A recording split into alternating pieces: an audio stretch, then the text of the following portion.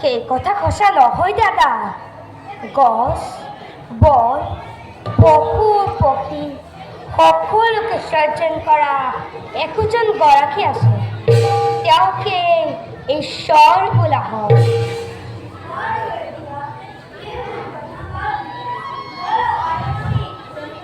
স্পিকাৰবোৰ কিবা দিলে দেই।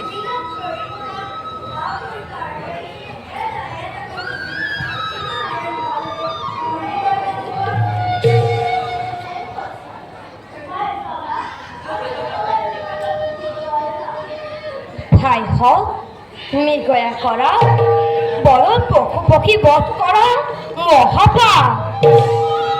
তোমাৰ মোৰ যিজন ঈশ্বৰে সৃজন কৰিছে, সেই পশু পক্ষীবিলাককো একেজন ঈশ্বৰে সৃজন কৰিছে। গতিকে ভাই হওক ঈশ্বৰে সৃজন কৰা সকলো জীৱকে নিজৰ জীৱন যেন জ্ঞান কৰিব লাগে। দাদা, এইবোৰ কথা কোনেও শিকাব নালাগে দাদা। এইবোৰ কথা চিন্তা কৰিলে নিজে শিকিব পাৰি।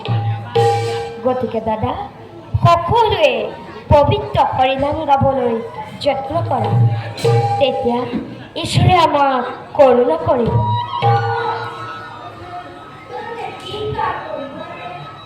জগত কৰ্তা ঈশ্বৰৰ চিন্তা কৰিব কাৰণে প্ৰথমে তেওঁ অনন্ত মহিমা কীৰ্তন কৰিব লাগে, কাৰণ হৰিনামৰ বাহিৰে জগতত কোনো বস্তুৱে হৰি পাব নোৱাৰে।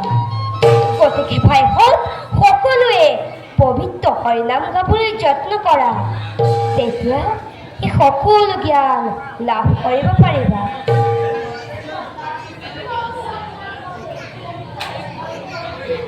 হৰিনাম গাবলৈ কোনেও শিকাব নালাগে দাদা। শুদ্ধ মনে শুদ্ধ চিত্তে নাৰায়ণক চিন্তা কৰিলে তেওঁ অনন্ত মহিমা কীৰ্তন আপোনা আপুনি ওলাই আহিব।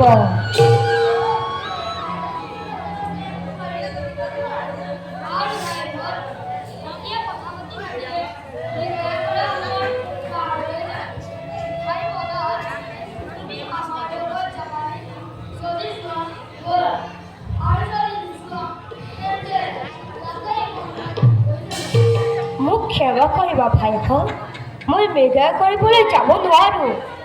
তোমালোক যোৱা, মই ফুলনিৰ মাজে মাজে ঘূৰি ফুৰিম।